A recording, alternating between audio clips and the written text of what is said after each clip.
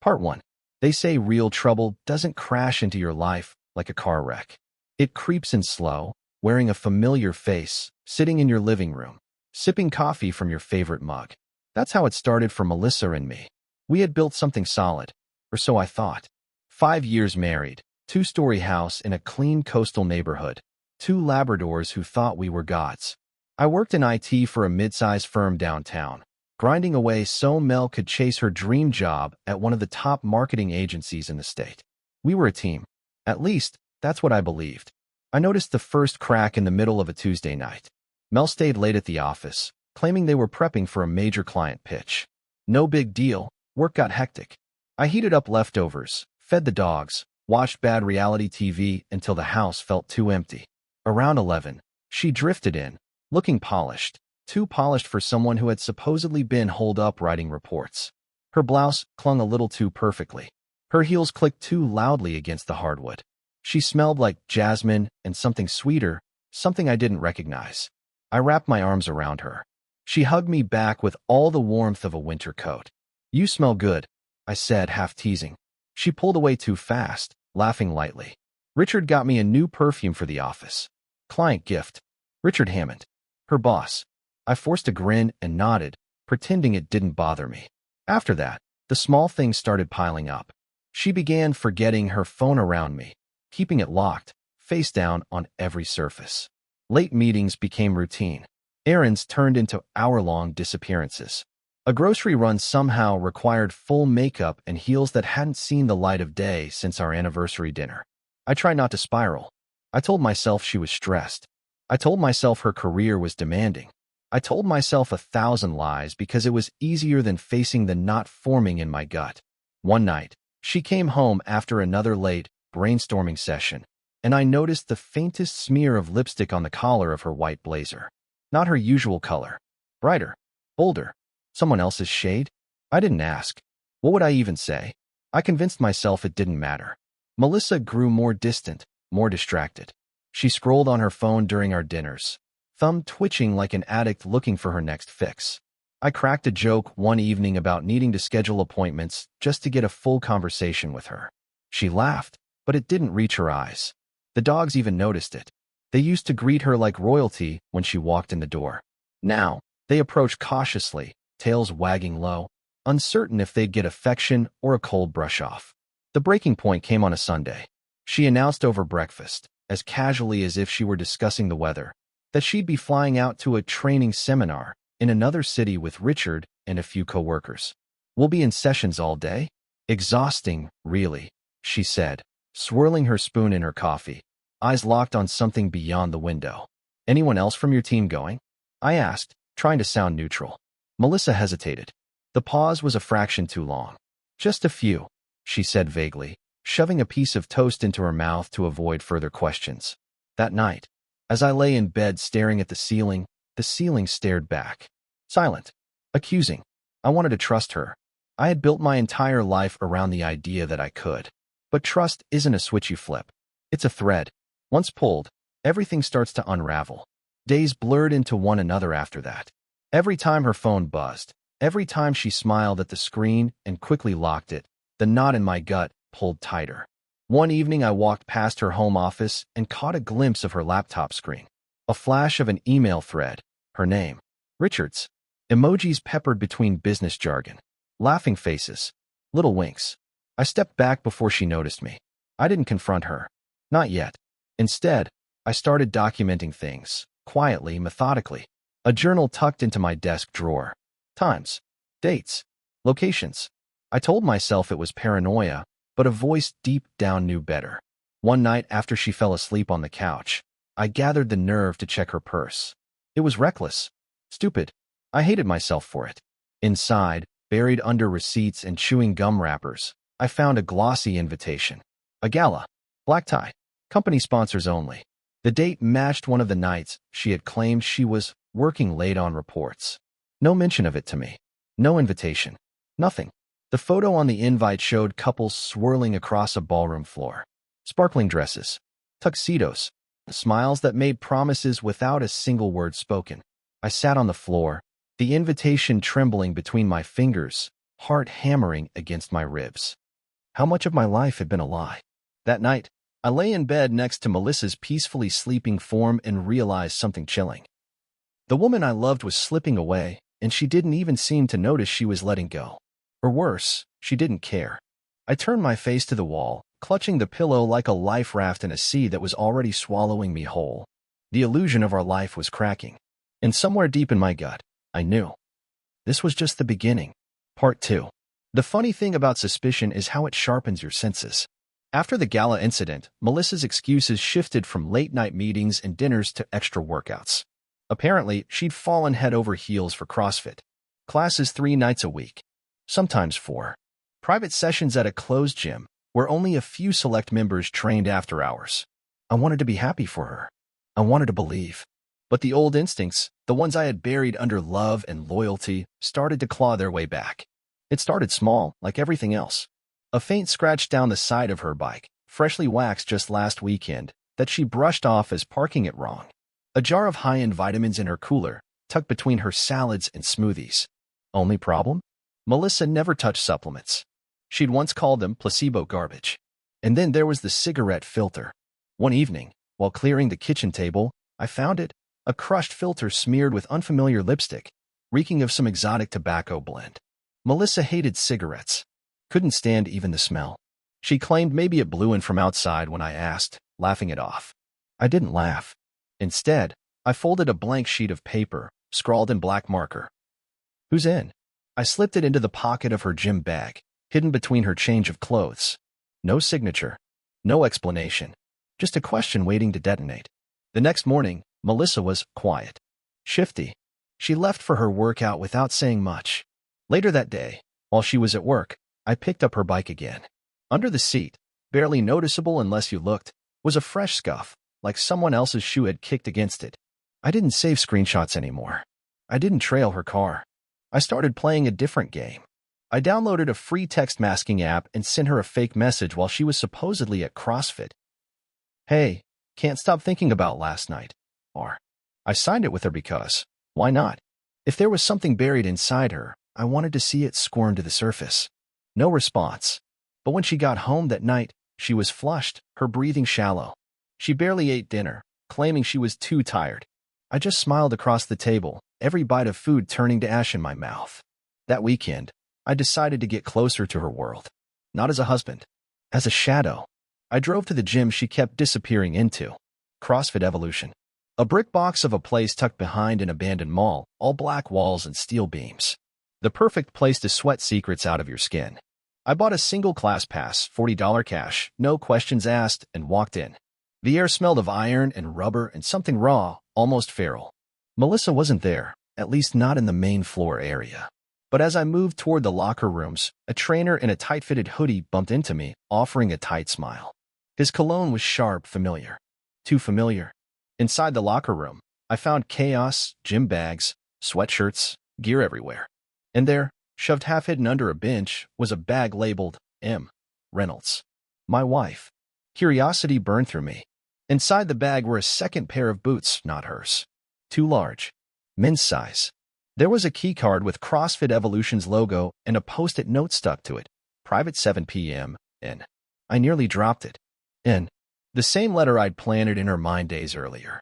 It wasn't paranoia. It wasn't insecurity. It was real.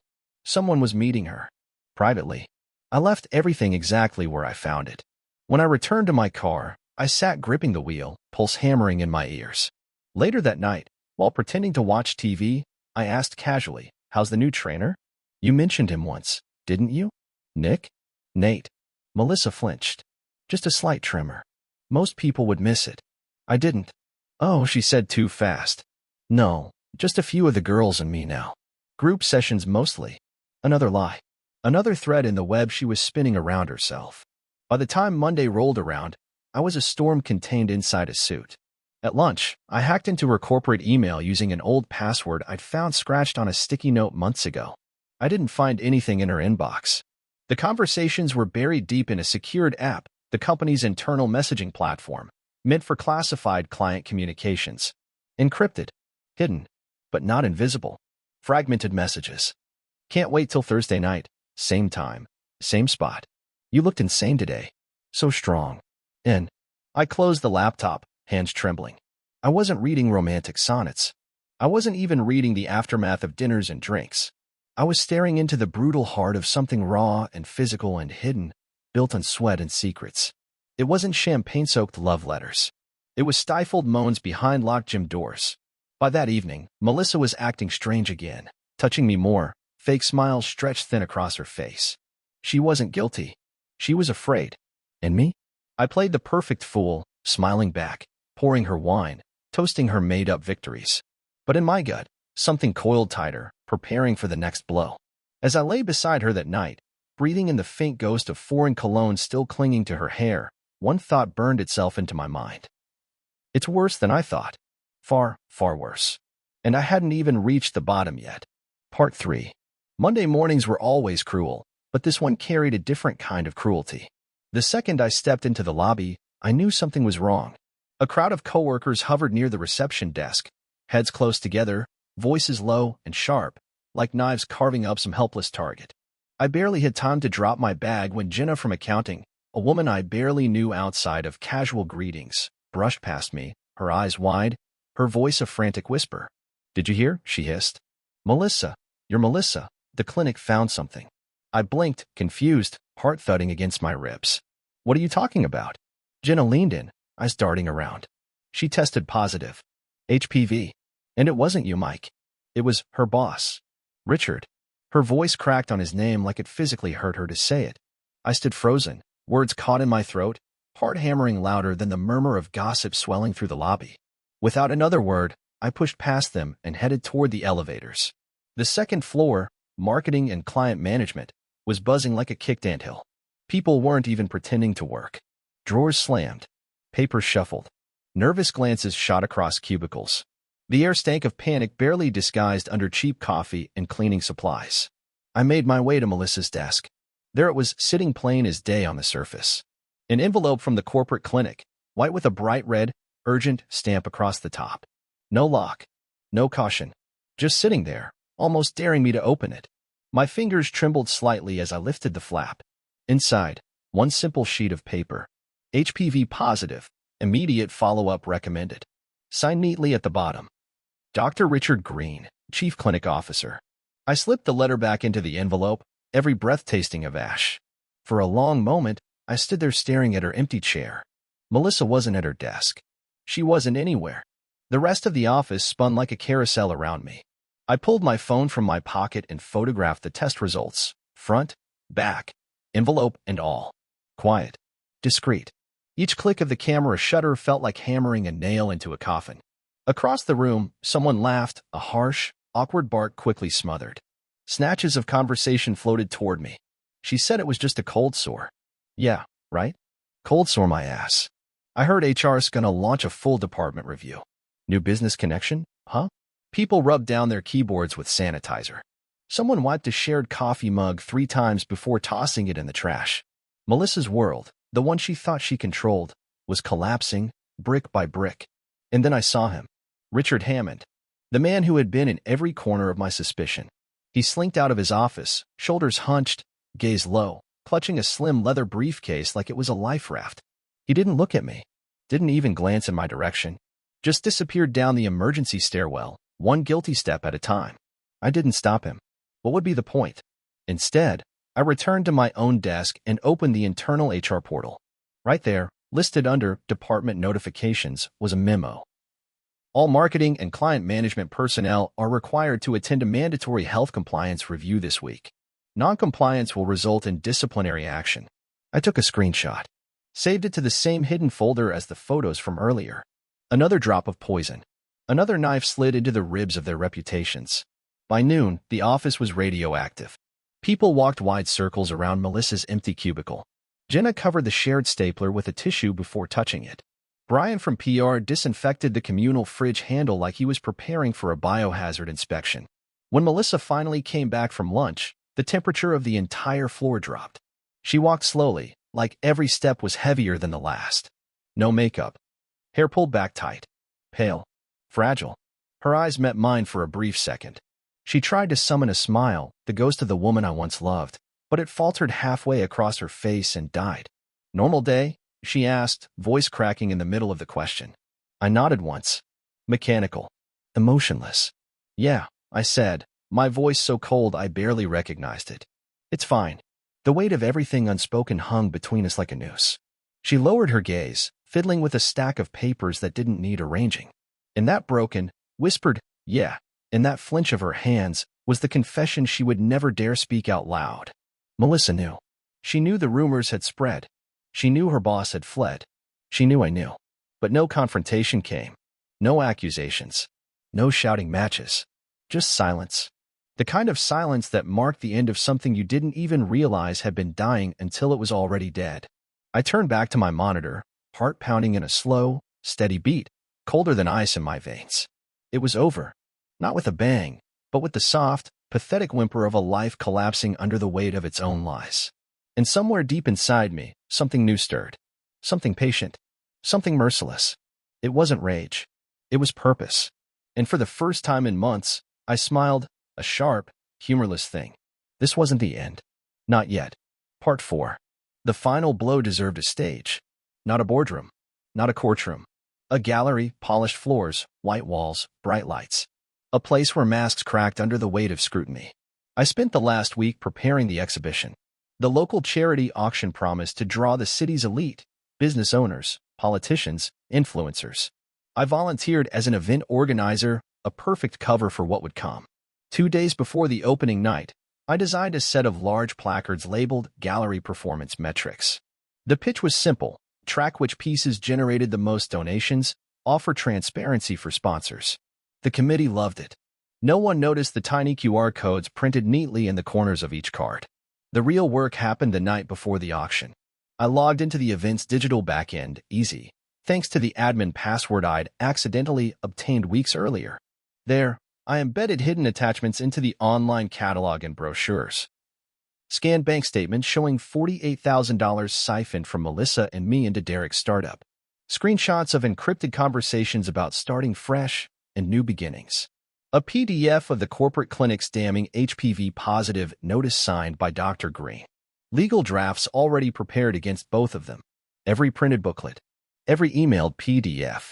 Every QR code on those innocent-looking cards. Loaded. Armed. Waiting. Opening night arrived under a high, clear sky. The gallery lights glowed like a cathedral. Guests flowed in wearing tuxedos and silk gowns, their laughter soft, their pockets deep. I stood near the entrance, a glass of champagne untouched in my hand. Melissa entered first, dazzling in a navy dress that sparkled under the lights. Derek followed close behind, tie slightly askew, a smug gleam in his eye. They smiled. They waved. They believed they had survived. As the auctioneer began introducing the first lots, I watched the guests circulate, scanning the QR codes for performance metrics on their phones. It took minutes. Just minutes. The first ripple started near the Van Gogh prints.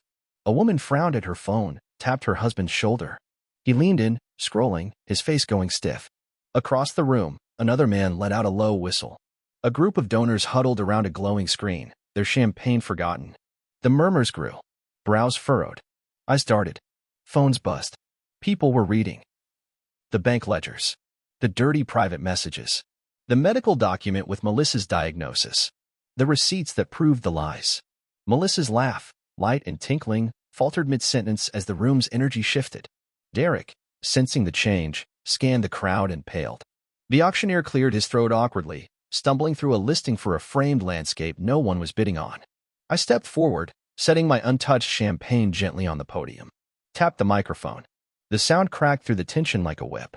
"Before we continue," I said calmly, "perhaps it's only right that tonight's generosity be matched by full transparency." On cue, every placard, programmed electronically, rotated. Gone were the fundraising slogans. In their place, full-color printouts of betrayal. Financial statements linking stolen funds to Derek's business. Screenshots of Melissa's corporate messages about getting free and building our life together. A copy of the positive medical report. HR memos about the internal investigations. No names were needed. The evidence spoke louder than any accusation. Melissa stumbled backward, one hand clutching the edge of a display table. Her face drained of color, eyes wide, mouth trembling with aborted denials she knew would fall on deaf ears. Derek bolted toward the exit, pushing past guests who recoiled as if touched by something contagious. Security intercepted him near the doors. The crowd wasn't shouting. It was worse. It was silent. Silent and watching. Silent and judging. Silent and damning. I didn't make a speech. No anger. No melodrama. I simply placed my hand on the podium, met Melissa's eyes across the yawning distance between us, and said in a voice only she could hear, "Charity lives on truth." Then I turned, walked through the grand front doors into the crisp night air. Behind me, the gallery churned with whispers. The Foundation's board members huddled in urgent conversations. The donors' glances flicked like knives toward Melissa, who sat slumped on a bench under the brutal glare of the gallery lights. The empire she and Derek tried to build was burning, not with fire, but with exposure. Their reputations would never recover. The lawsuits would come. The investigations would grind them into dust. And me? I walked away lighter than I had in years. Not victorious, not even triumphant. Just free, forged in betrayal, sharpened by patience, cleansed by the cold, pitiless truth. Some men dream of revenge. I built mine, frame by frame, pixel by pixel, until there was nothing left of their lies but ash drifting over marble floors. And as the city lights shimmered ahead of me, untouched and endless, I realized. This wasn't an ending. It was a rebirth. Part 5. After the auction, the world didn't end. It just grew colder, harder, sharper. Melissa and Derek's scandal hit every business journal and local news outlet within days. The lawsuits followed: breach of fiduciary duty, embezzlement, identity fraud. The fitness startup collapsed. Melissa was fired.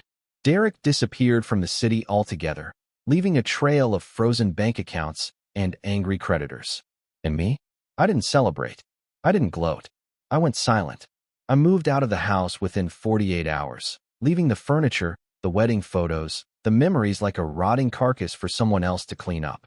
I rented a one-bedroom loft on the edge of the industrial district. Concrete floors, bare walls, no neighbors asking questions. Mornings started at 5 a.m. Cold showers, heavy lifting until my muscles screamed. Then work, work, and more work. The only thing left that made sense. I stopped answering personal calls, deleted old contacts, refused to engage in the pitying looks people offered like charity. Loneliness wasn't the hardest part. The hardest part was the silence, the endless echo inside my own mind, filled with every lie Melissa ever spoke, every betrayal I had been too blind to see. So I filled it. Books, weights, miles logged on a cracked treadmill facing a wall. I rebuilt discipline where love had once rotted me soft. Week by week, the old me peeled away. No fairy tale healing. No tearful reunions with old friends. Just brutal self-reconstruction. I worked 2 jobs for a while. IT consulting during the day, security shifts at night. Not because I needed the money, but because I needed the exhaustion. I craved the emptiness it left behind. 6 months after the fallout, a lawyer called to inform me that the civil suits were wrapping up. Melissa had lost everything. Derek, too, though no one could find him. I signed the final documents with a hand so steady it didn't feel human. I thought I was done. I thought the worst had passed. I was wrong. The final betrayal came wrapped in the familiar voice of my oldest friend, Ryan, the man who had stood beside me at my wedding, the man who held my arm when Melissa and I bought our first house, the man who swore he had my back when the rumors started to swirl. He asked to meet for a drink, the first time in months. I almost said no. I should have said no. But curiosity, or maybe masochism, made me show up. We sat in a corner booth of some half-dead sports bar, nursing beers we didn't want. For a while, it was small talk. Weather, work, meaningless noise. Then, too casually, Ryan said, "You know, it wasn't just Derek. It wasn't just Richard either." I looked up, the old instincts firing in my blood. "What are you talking about?" He shifted uncomfortably, tracing the rim of his glass. I tried to warn her. Tried to guide her after the first time she slipped. It wasn't supposed to get this bad.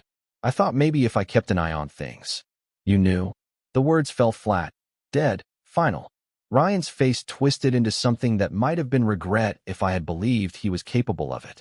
I figured if I helped her, if I kept Derek in check, it would burn itself out. "I didn't think." "You didn't think?" I echoed, feeling the slow, suffocating pressure build in my chest. He had known. He had helped. Ryan, the one man I trusted after the ground gave way, had been complicit.